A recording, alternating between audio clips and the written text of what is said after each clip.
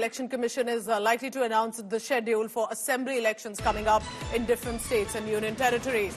And on priority will be the Jammu and Kashmir elections and Haryana elections.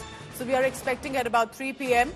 that the Election Commission is going to announce the details of the schedule of elections of Jammu and Kashmir. Will be much sought after, remember, and also Haryana, very crucial as much for the Bharatiya Janata Party and Congress specifically, and of course the state regional parties as much for Haryana and J&K. So 3 p.m. stay tuned. That's going to be the big news that we are expecting.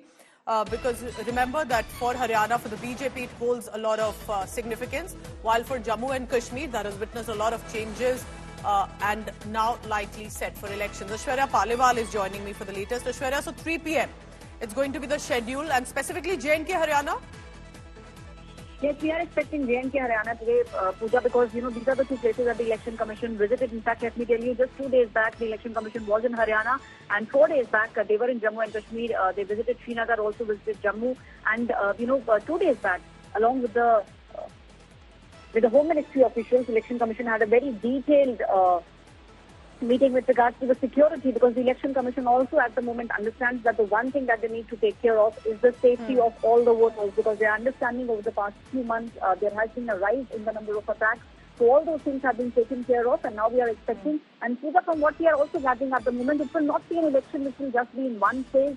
There is a possibility that in Jammu and Kashmir, keeping the situation in mind, there could be some phases in which the elections could be. And what a moment for Jammu and Kashmir after so many years, and specifically after Article 370, after delimitation, a lot of changes that we have seen. It's in many ways, as the government has projected it as Naya Kashmir, Aishwarya, it's going to be very significant about whether it's Mehbooba Mufti's party, Omar Abdullah's party, the Bharatiya Janata Party, and how people of Jammu and Kashmir this time will decide to vote for the assembly. Also, the court had said that it should be done by the end of September.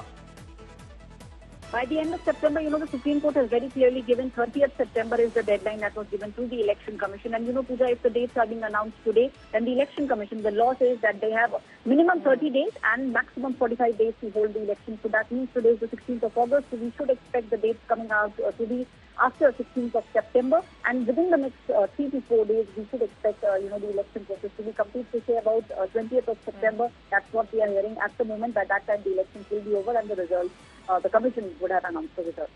Right. So Jammu and Kashmir have seen better days, specifically in the Kashmir Valley, but there have been terror attacks in Jammu region. And just to give you a background for J&K and why J&K is more significant, remember in 2014 elections were held, PDP, BJP came together, but by 2018 their alliance had fallen off.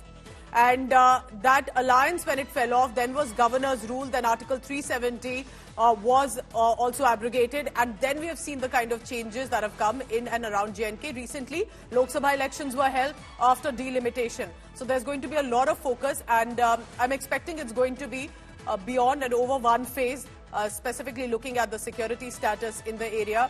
As much Haryana is also important because of course, the political significance here. So at 3 p.m., Aishwarya, when we'll have the press briefing, do you think that's going to be, of course, the focus? And stay on with me.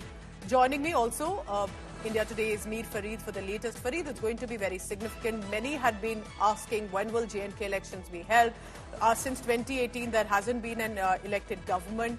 How important do you think this announcement will be at 3 p.m. today? Farid. Yes, Pooja, it's a big announcement, and in fact, Jammu Kashmir hasn't seen assembly elections since 2014. So this, in fact, is very significant. After 10 years, you'll have the Election Commission announcing dates for the Jammu and Kashmir assembly elections. If you remember, a full team of the Election Commission, headed by the Chief Election Commissioner Rajiv Kumar, had come to Jammu and Kashmir. For 2 days, they were here. They spoke to all stakeholders, political parties, the security apparatus, and got whatever feedback that they were after. So now, in fact, they had done a press conference in Jammu and said that they are satisfied, and soon Jammu and Kashmir, the people, will get what they deserve and what the democratic process really promises them. So it's huge. And we know Jammu and Kashmir has gone through a lot in the 10 years, especially after Article 370 abrogation. And people here were demanding that these elections should be held, political parties, grassroots workers, people in general, because there Correct. has been a disconnect. The bureaucracy has been taking decisions, so people want their representatives, and it's a big day for them.